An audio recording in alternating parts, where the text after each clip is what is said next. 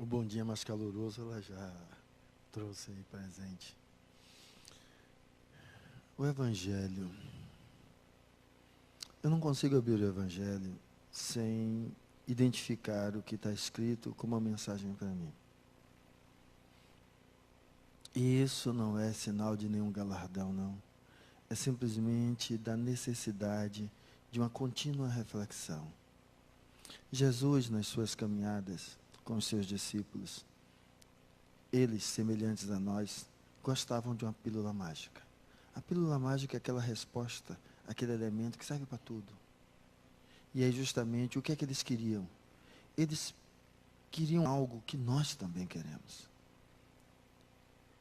Nós vivemos numa construção que é uma discussão, uma construção que é baseada na polaridade dos opostos.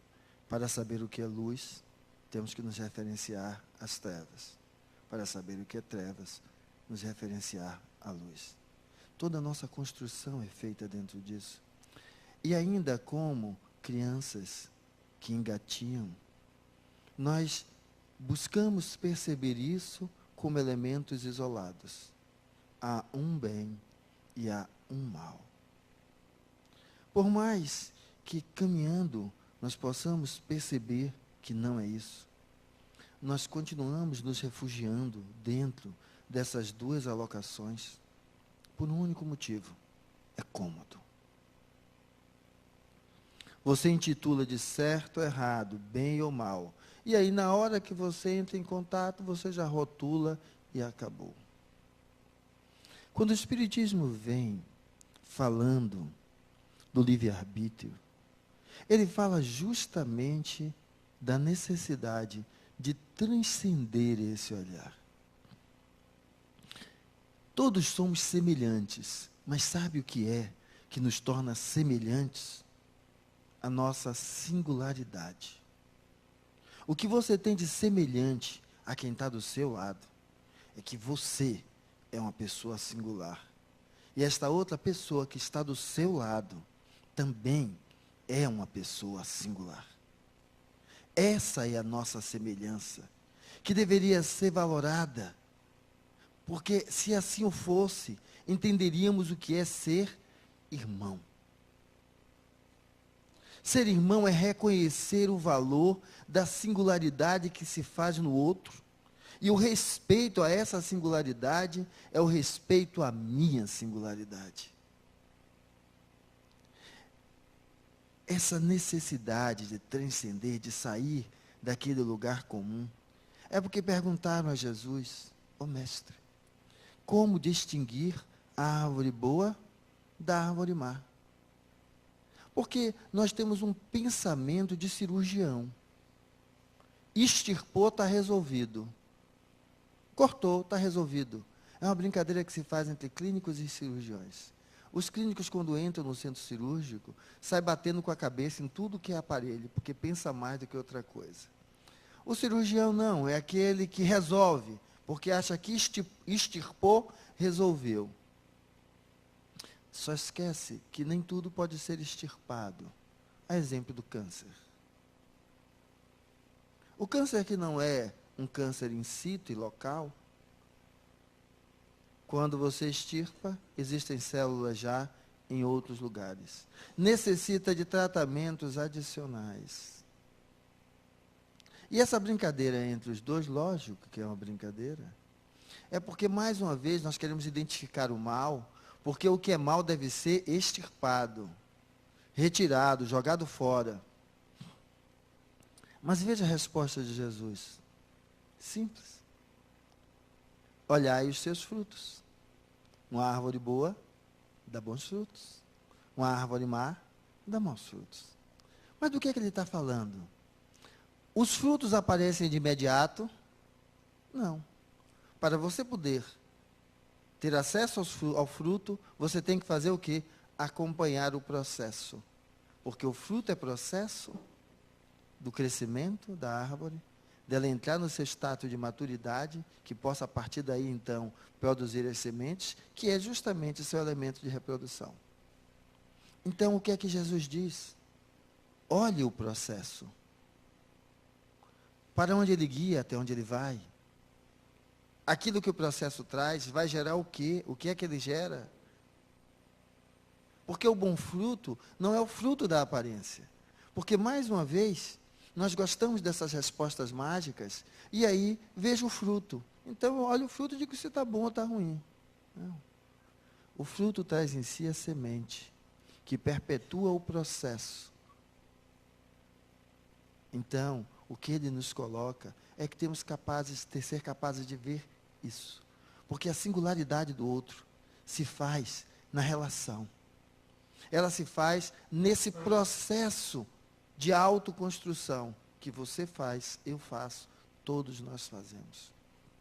Mas veja, quando você encontrou a sua costela que dorme com você, você rotulou ele da pessoa da sua vida. É verdadeiramente? Lógico que não. Lógico que não. Não existe a pessoa da sua vida. Porque simplesmente a pessoa da sua vida é da sua vida. Ela não é dela. Então ela perde a sua singularidade. Ela deixa de ser ela para se tornar um objeto seu. E é essa a finalidade do amor, transformar aquilo que é o elemento amado em algo possessivamente seu. Não. Amor é caridade, é doação. Amor é partilha. Agora, como você partilha aquilo que você não tem? Porque o que mais temos são pessoas misericordiosas fazendo caridade com a mão dos outros. São excelentes para lhe pedir algo para fazer para alguém. Agora, e consigo mesmas? Mas veja que eu disse que não podemos dar aquilo que não temos. Então, se eu comecei construindo que aquela costela que dorme ao seu lado não é a pessoa da sua vida, porque se for da sua vida, esse da sua vida é uma possessão. Ela é sua. Então, como é que eu estou a dizer que aquilo que você não tem, você não pode dar? Pronto. É aí que estamos mais ou menos a ideia. O Espiritismo nos traz a visão de que somos seres imortais. O Espiritismo nos diz uma coisa fantástica. Para aqueles que se acham o dono da bola, que manda em tudo, quem faz tudo. E eu olho de uma maneira muito engraçada, porque às vezes eu olho essas situações e conhecendo o que o Espiritismo traz, que está em uma das suas perguntas, 400 e alguma coisa, ele pergunta, os espíritos influenciam as nossas vidas? E ele responde, quiçá as dirigem. Então, falar de espírito e se perceber espírito, porque quando o Espiritismo traz a ideia de que somos espíritos imortais, comprovada já em vários ensaios, a imortalidade da alma é fato. Se tiver alguém aqui que duvide, é simples da gente resolver, morra. Morra. Você vai descobrir que seus olhos não se fecham para a eternidade. Então, isso é um fato. Então, o que é isso? Significa que você continua sempre. E então, se você continua sempre, se os espíritos, quiçá, nos dirigem, significa que falar em perceber esse espírito é se perceber na relação com as pessoas. Porque nós, enquanto espíritos, nos influenciamos mutuamente. Então, um dos itens da misericórdia, ela vai precisar começar com aquela pessoa que você vê estampada no espelho quando acorda de manhã cedo, sozinha em casa. Para perguntar em que eu influencio o outro? Qual é a minha posição de influência sobre o outro? Para aí você começar a perceber o papel que você está assumindo E lembre-se que Jesus culmina essa parte que ela faz a descrição do Evangelho, falando em irmãos. O que é tomar o outro como irmão? Como você está tomando o outro como irmão? Como é isso? Qual é o significado de sermos irmãos? Tem uma fase da nossa vida que é fantástica. Fantástica. Quando somos crianças. Porque criança, nós temos ainda em nós uma coisa que é valiosíssima, que os cabelos brancos fazem com que nós já coloquemos isso de lado. Nós brincamos. E o nosso grande problema está em querer levar essa vida a sério. A sério no sentido de achar que nós somos capazes de controlar tudo e a todos. Então, a seriedade é o controle. Não. A seriedade é o sentido, que pode ser translado com leveza ou o contrário, com uma rigidez, com pesar. Então, seriedade é o sentido. E o que é que acontece? Enquanto crianças, nós brincamos, brigamos, como todo irmão. Briga, disputa, depois está o quê? Sempre junto. Vamos crescendo, cada um vai formando os seus núcleos, e cadê a irmandade? Porque, quando criança, o que é que a gente faz? Normalmente, quando são dois, um cobre as peraltices do outro. Veja que relação gostosa, uma relação de cumplicidade, que é o que nós precisamos. Nós não nos esforçamos para a construção dessa cumplicidade nas nossas relações. Uma relação sem cumplicidade é uma relação fria, é uma relação pobre. A ideia, então, é que nós possamos ter uma relação de cumplicidade. Mas o que é que isso tem a ver com a misericórdia? Como é que eu sou misericordioso quando eu não tenho uma relação empática com o que o outro está vivendo? Porque a misericórdia, antes de mais nada, ela não acontece como um estalar de dedos. Lembra daqueles frutos? Então, se você quer ter a misericórdia como fruto da árvore que és tu, você tem prestado atenção no processo em que você está? Porque a misericórdia se estabelece a partir do ponto aonde você empaticamente se vê no outro. Enquanto você está a rotular o outro de bem ou mal, você não constrói essa empatia. Porque a empatia só é possível ser construída no respeito à singularidade. Porque senão, você não está construindo empatia, mas sim fantasia. Oi, meu amor, meu lindo, eu sou tudo por você, você é o tesouro de minha vida, você é o grande bem que Deus me deu. E quando a relação acaba, é uma coisa interessante. Porque veja só, quando você entende a questão do valor da singularidade, você começa a perceber que querer que o outro seja da forma que você quer é uma violação disso. Mas se você ainda não sente o que é isso, imagine você ser aquilo que as pessoas querem que você seja. Imagine o que é perder a sua autenticidade. Imagine o que é você ser aniquilado no que há de mais valioso, de mais seu, que é a sua autenticidade. Para que então possamos perceber por que é que isso é valoroso. E por que isso é tão valoroso que o mestre diz, se você tem uma dádiva, uma oferenda para levar a Deus, mas tem alguma querela, não leve não. Bota aí no altar, resolve o problema primeiro e depois volte.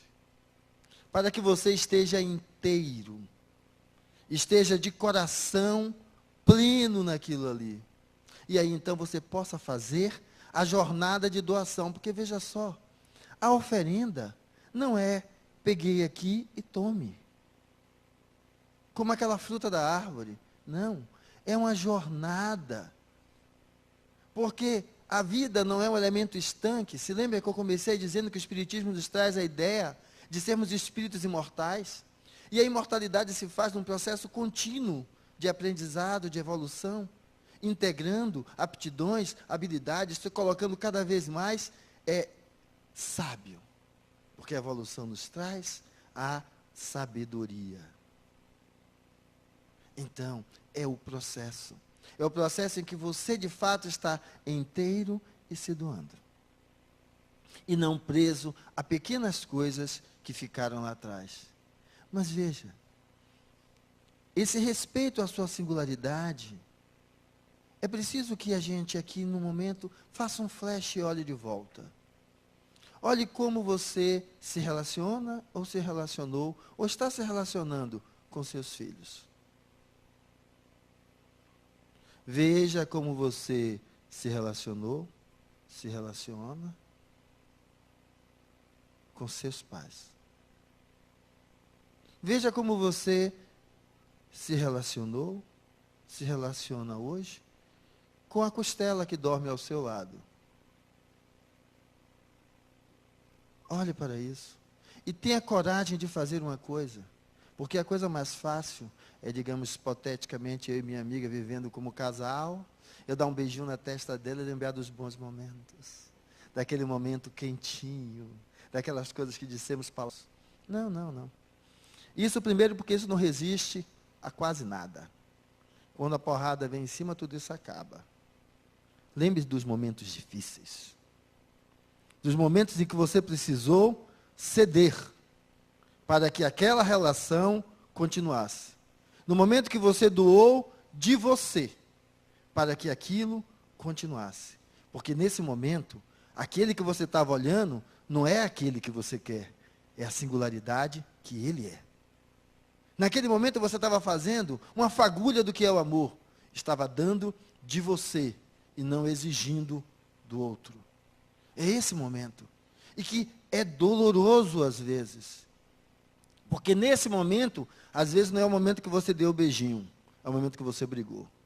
É o momento que você largou em algum lugar. É o momento que você feriu.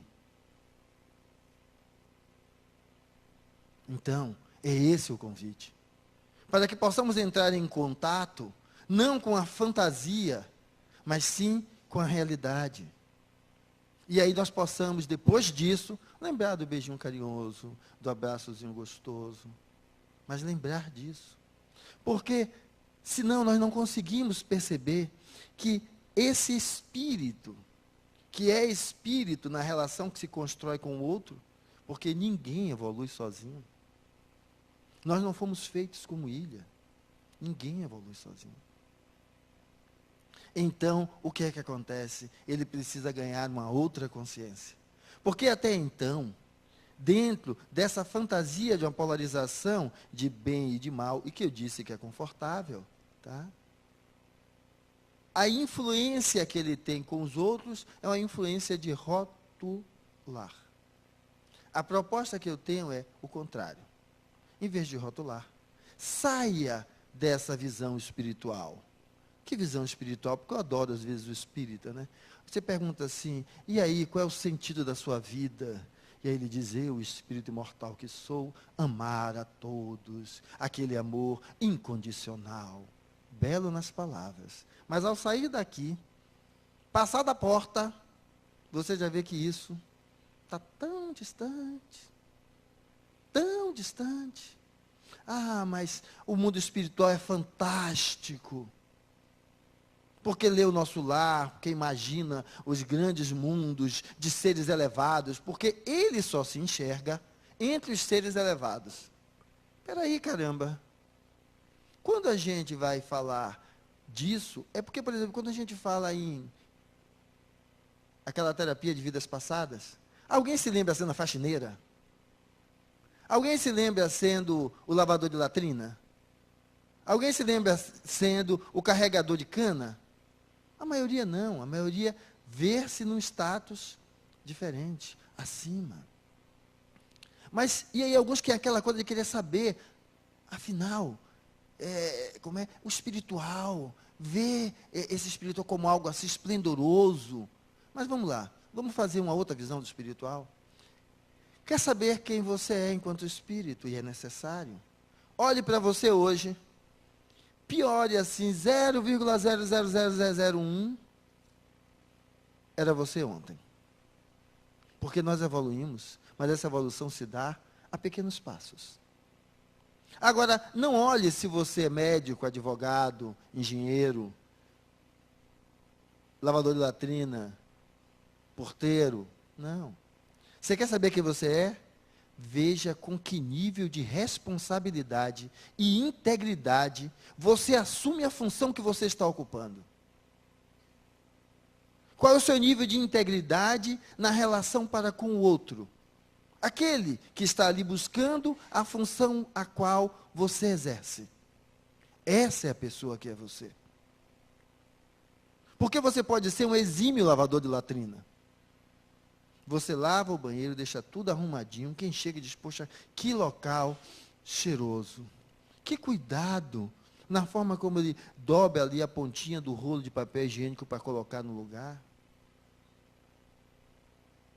Então, a ideia de você começar a olhar é olhar quem é você espírito. E começar a olhar quem é você espírito, porque esse você espírito só se revela nas suas atitudes. Porque a vida que vai descrever, ou seja, o fruto que é você, é essa que começa a partir de você. As relações que você cria com a vida, com os outros. Essa é a necessidade que nós temos.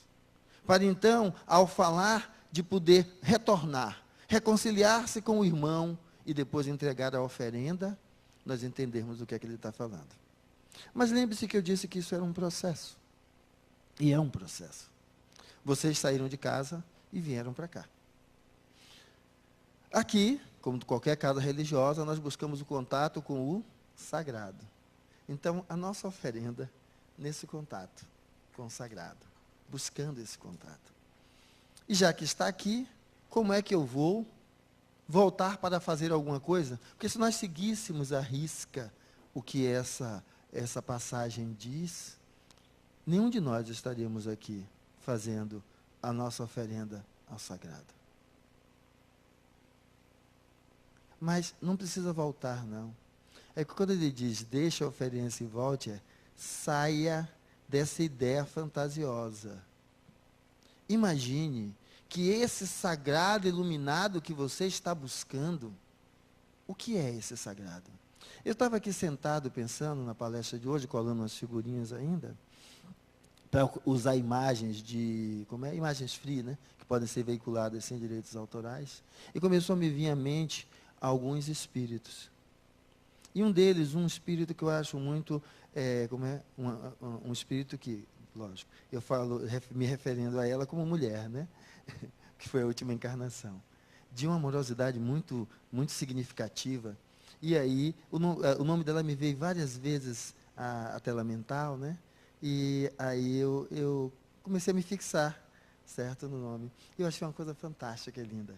Porque uma coisa que normalmente eu gosto de dizer é que, para que ficar cultuando Chico, Bezerra, Joana, qualquer espírito?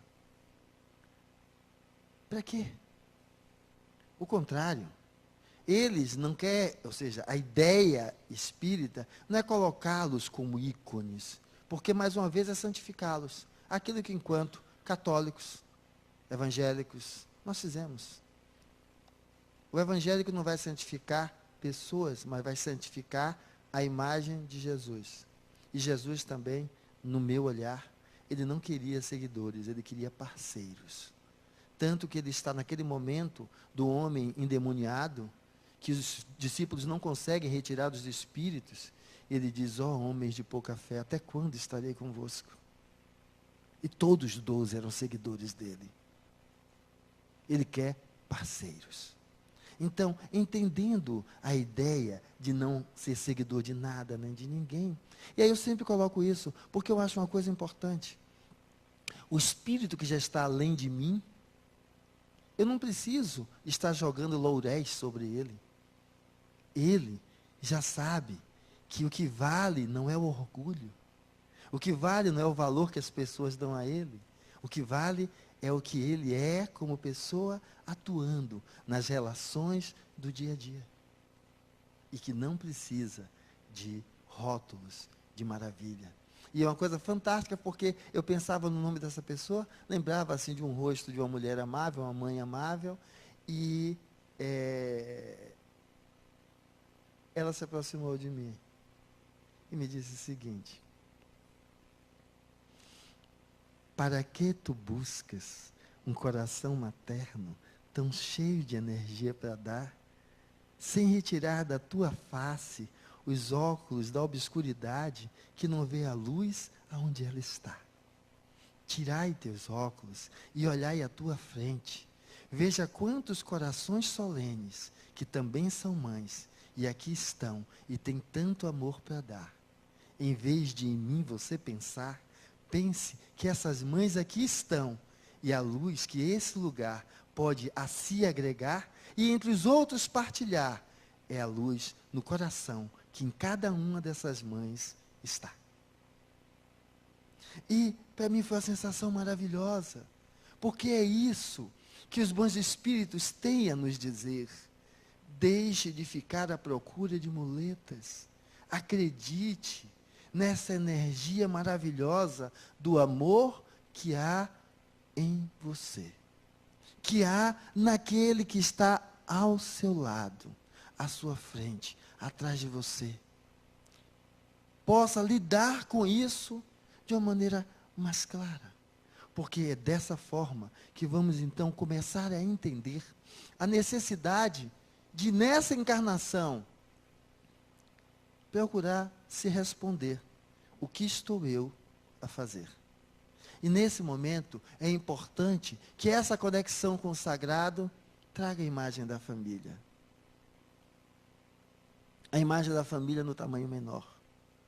Porque, parafraseando o nosso amigo Chico, que ele dizia que uma coisa talvez, quer dizer, eu vou fazer umas distorções do que ele disse, mas a parte como eu acho gostoso de ler aquilo, é que uma coisa resolveria nossos problemas.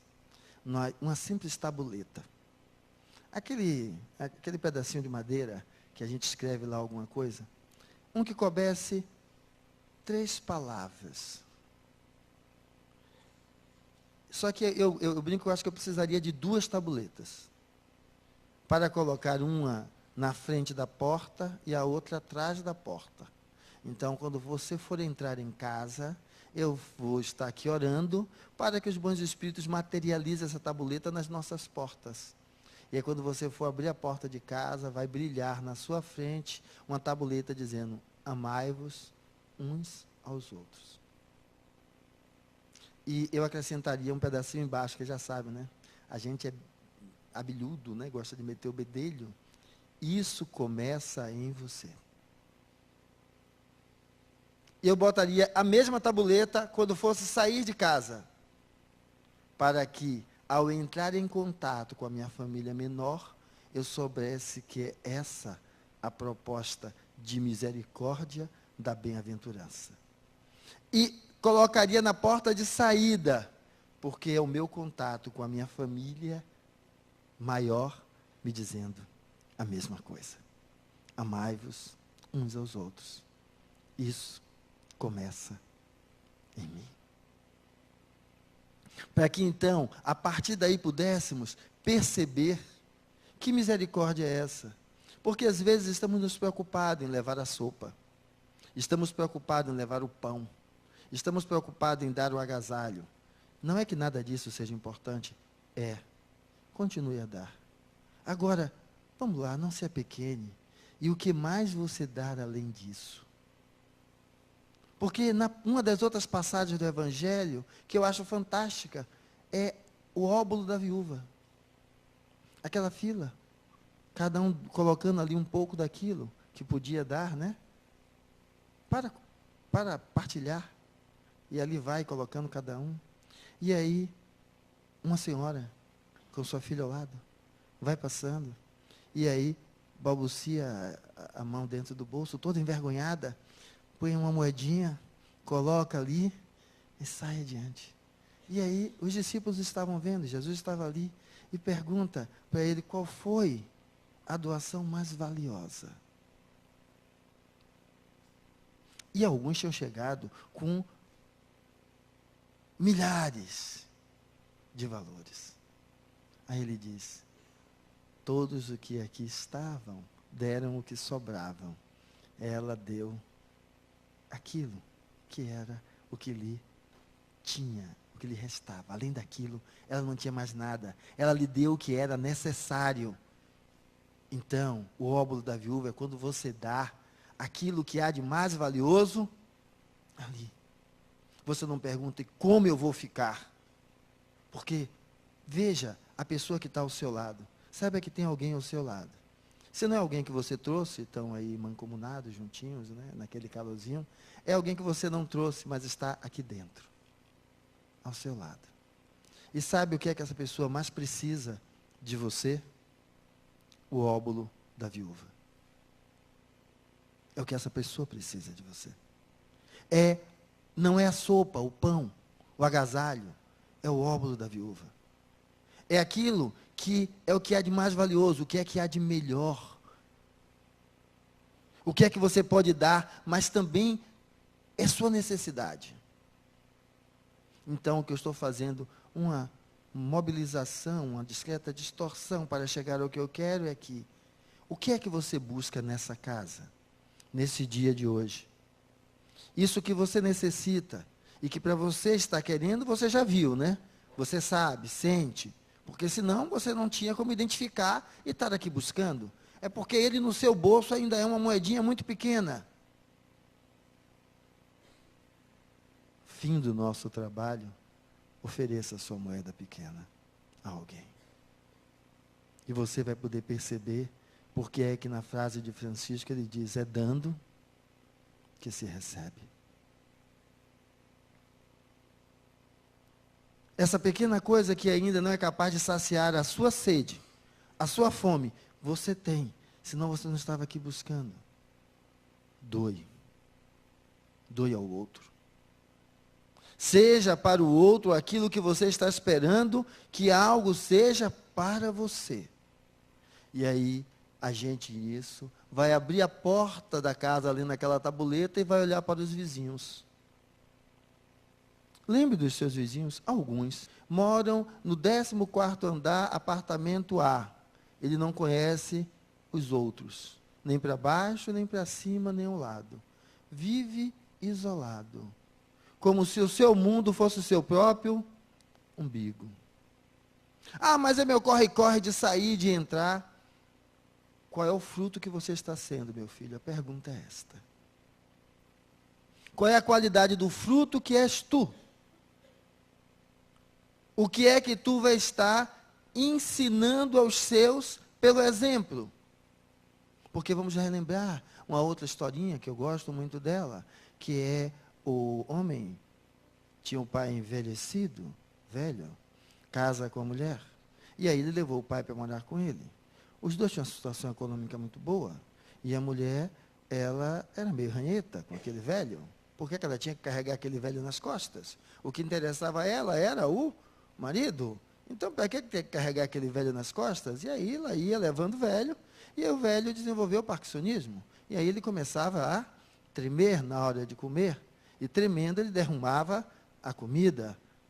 E aí então ela terminou convencendo o marido a botá-lo para comer na cozinha, porque melava o tapete, quando as pessoas chegavam, ele derramava ali as coisas, ela usou o argumento que isso deixava ele constrangido, e aí ele foi para a cozinha. Depois de estar na cozinha, às vezes tremendo, derrubava o prato caía, quebrava, o copo quebrava, e aí ela fez o quê? Ela comprou para ele, na feira, pediu para a empregada trazer aqueles pratos de madeira, alguns de vocês talvez não conheçam não, é um prato só feito de madeira, e colocou lá para ele comer. E aí, ficou nessa história, ele chegava, dava um beijinho na cabeça do pai e ia lá fazer as coisas. Um dos dias ele chega, encontra o menino cavucando. Cavucando aquela madeira pinos, molezinha, né? Cavucando. E aí ele olha e diz, poxa, que criatividade. Meu filho tem um potencial criativo, significativo. E aí diz, e aí, filho, o que é que você está fazendo? Ele diz, pai, eu estou fazendo a sua cumbuca, para quando você ficar velho, não derramar seu prato, quebrando as coisas em casa, nem sujando mais nada. Aí então ele vai na cozinha, traz o pai e coloca na mesa. Então é essa a pergunta que nós precisamos nos fazer. Quem é o fruto que nós somos? E aí nós vamos conseguir apressar como estamos a atuar com os nossos desafetos. E por que eu coloquei desafetos? Na imagem anterior eu tinha colocado afetos. É que Jesus traz uma coisa fantástica. Ser bom para com os seus é fácil. Mentira, porque não é fácil. Veja em família que o pau quebra. A sexta-feira santa é um inferno. Inferno. Mas vamos lá. Vamos naquela tradução literal de bom ou mal. Né? É fácil fazer para os seus. Agora, Jesus diz, não é amai os vossos amigos, é amai os vossos inimigos. Mas por quê?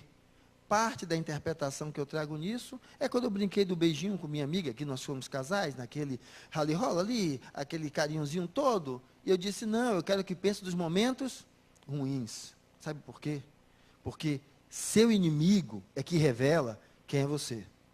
É para com seu inimigo que você liberta o que há de mais denso dentro de você, que aqui dentro você esconde.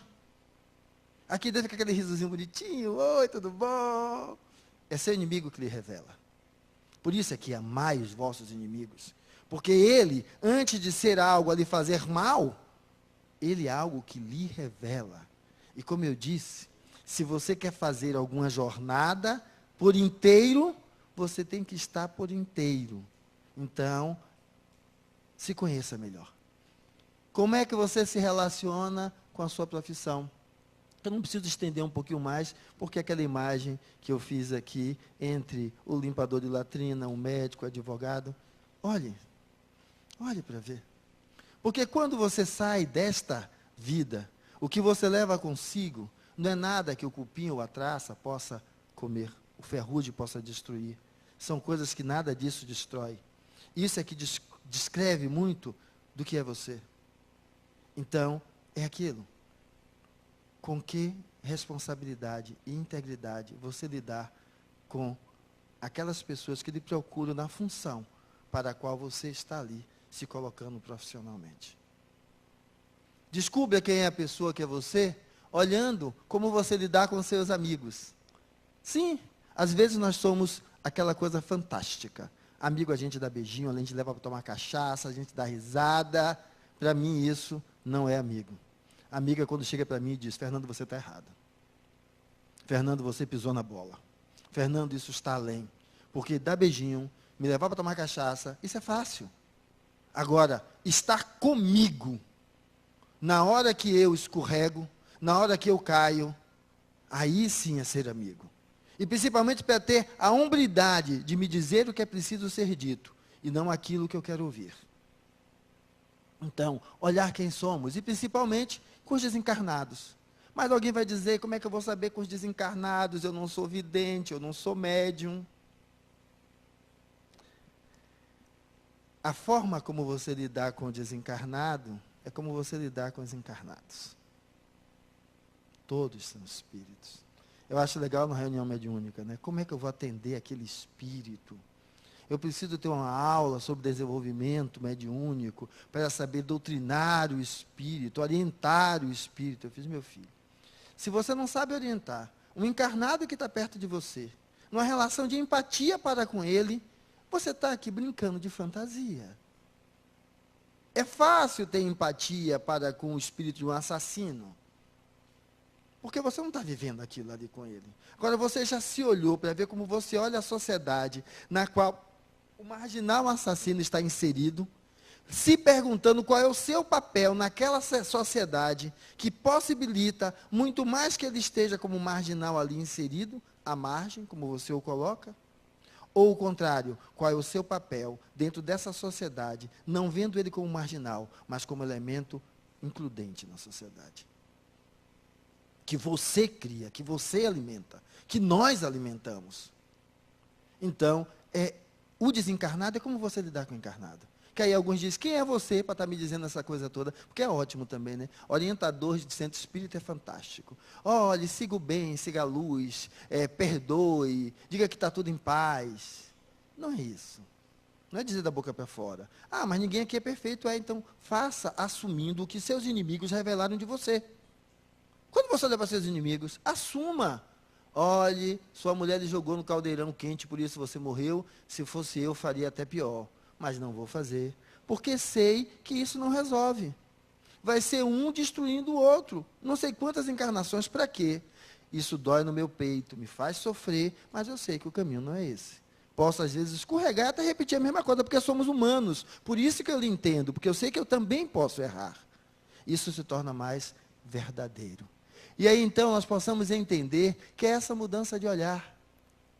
Que essa passagem do bem-aventurados misericordiosos, ela nos traz, pedindo para que a gente, ao olhar o horizonte da vida, não se coloque de uma maneira muito tranquila quando algo nos fere. Eu vou ler porque ficou em vermelho, era para ter ficado em branco.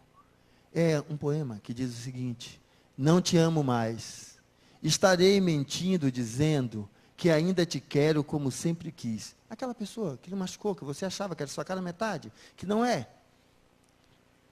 Tenho certeza que nada foi em vão. Sinto dentro de mim que você não significa nada. Não poderia dizer jamais que alimento um grande amor. Sinto cada vez mais que já te esqueci. E jamais usarei a frase eu te amo. Sinto, mas tenho que dizer a verdade. É tarde demais. Essa passagem do Evangelho nos convida a ser capaz de fazer isso aqui. Perceber que a caminhada com quem você está ao lado, uma mão menor e a maior, é que a maior tem a ensinar a menor. Mas vice-versa.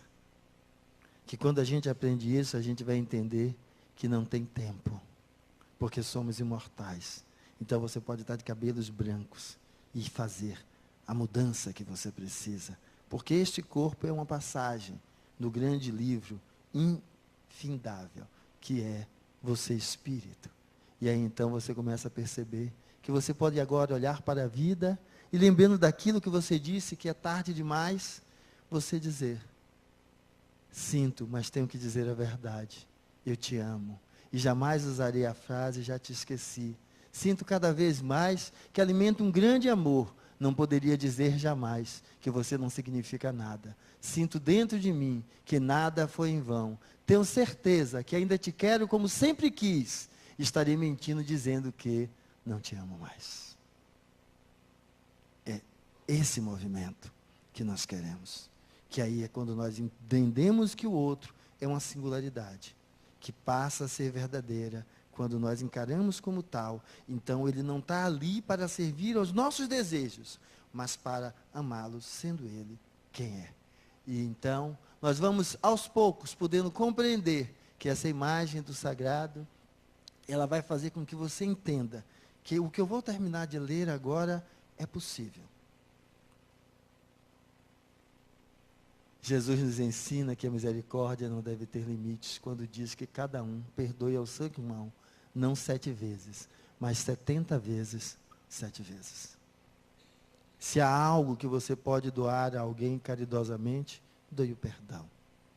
E aquela frase célebre, é perdoando que se é perdoado. E aí nós vamos entender que Assis, nessa oração que fizeram em menção a ele, nos ensinou a sermos instrumento desta paz que é Jesus para nós. Nos pedindo para que pudéssemos fazer o papel de levar o amor aonde há ódio, de levar perdão aonde há ofensa, de levar a união aonde há discórdia, de levar fé aonde há dúvida, de levar a verdade aonde há erro, de levar esperança onde há desespero, alegria onde há tristeza, luz aonde há trevas. e sabe qual é o lugar que precisamos levar tudo isso, acorde de manhã, olhe para o espelho e enxergue que esse lugar, antes de ser em qualquer outro lugar, é dentro de você. E aí então nós possamos dizer que entendemos o que é procurar mais, consolar do que ser consolado, compreender do que ser compreendido, amar do que ser amado. Pois entendemos que dando nós recebemos, e perdoando somos perdoados, e morrendo não morremos, que morre é o corpo, apenas despertamos para o espírito que somos, a vida eterna. E aí é fácil poder integrar esse olhar como habilidade, aptidão ao nosso viver, para que não sejamos pedintes, mas sim pessoas a levantar as mangas e fazer, dentro da sua possibilidade, um pouco do que foi aqui sugerido. Não é para ninguém dar um salto mágico, mas comece com o tamanho do passo que as suas pernas podem dar, fazendo com que então possamos perceber que a luz que tanto procuramos na vida, ela na realidade se faz na relação com o outro. Começando sempre em você, nos ajudando a perceber que essa relação ela é glamurosa, simplesmente porque quando você, em vez de colocar uma oferenda no altar, você se lembra do seu irmão, volta e reconcilia-se com ele, de fato, você vai estar nesse momento fazendo a oferenda adequada, porque a oferenda que ele quer não é daquilo que você pode colocar, mas daquilo que você pode construir dentro de você. Então, nesse momento, ao fazer a oração que ele nos ensinou, entenda que aquele núcleo tem um valor.